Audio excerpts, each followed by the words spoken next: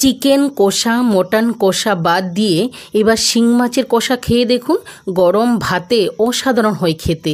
নমস্কার বন্ধুরা, রোমা ড্রিম কিচেনে আপনাদের সবাইকে স্বাগত জানাই। তো বন্ধুরা, আজকে নিয়ে চলে এসেছি শিং মাছের কষা রেসিপি।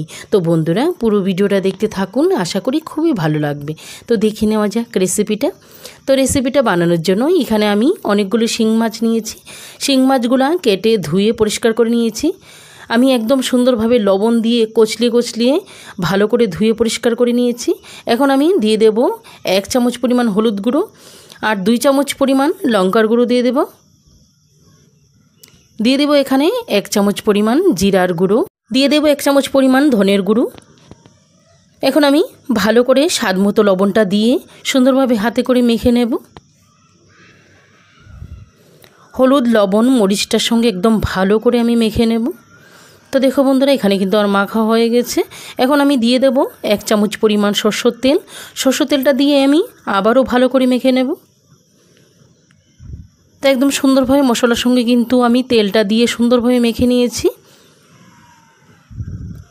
তো দেখো বন্ধুরা, খুব সুন্দর করে মেখে নিয়েছি। এখন আমি সাইডে রেখে গ্যাসে একটা কড়াই বসিয়ে দেব।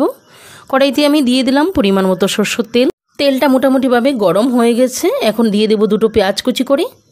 এখন আমি পেঁয়াজগুলো হালকা করে সুন্দরভাবে লাল লাল করে ভেজে নেব। তো দেখো বন্ধুরা, এখানে মোটামুটিভাবে কিন্তু পেঁয়াজগুলো ভাজা হয়ে গেছে।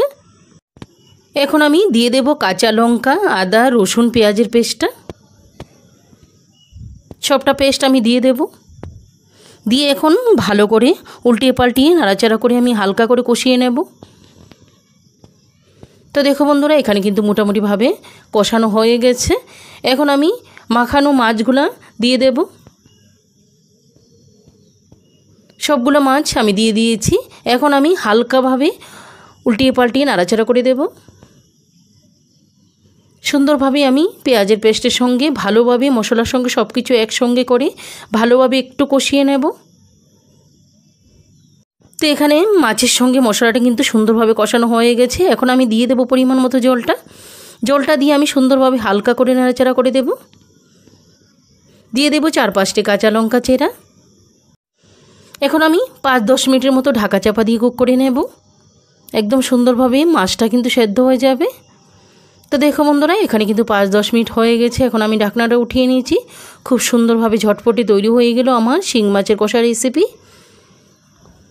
তো দেখো বন্ধুরা, খুব সুন্দরভাবে কিন্তু তৈরি হয়ে গেল। তো এখন আমি হালকাভাবে নাড়াচাড়া করে দেব। দিয়ে দেব সবশেষে ধনেপাতা কুচি। তো দেখো বন্ধুরা, কত ঝটপট সময়ে কিন্তু তৈরি হয়ে গেল আমার শিং মাছের কষা রেসিপি। তো এখন আমি গ্যাসের ফ্লেমটা বন্ধ করে দেব। বন্ধ করে এখন আমি একটা বাউলে উঠিয়ে নেব। তো বন্ধুরা, এই শিং মাছের কষা রেসিপির সঙ্গে কিন্তু গরম গরম ভাত, রুটি, পরাঠা সব কিছুর সঙ্গে কিন্তু অনেক দারুণ হয় খেতে। তো বন্ধুরা, রেসিপিটা কেমন লাগলো ছোট্ট একটা কমেন্ট করে জানাবেন। আর যদি ভালো লাগে লাইক, শেয়ার, সাবস্ক্রাইব করে আমার পাশে থাকবেন। পাশে থাকা অল অপশনটি ক্লিক করে দেবেন, যাতে করে সবার প্রথমে আপনার কাছে নোটিফিকেশন চলে আসে। দেশের বাইরে যে যেখান থেকে ভিডিওটি দেখছেন তাদেরকে অসংখ্য ধন্যবাদ জানাই।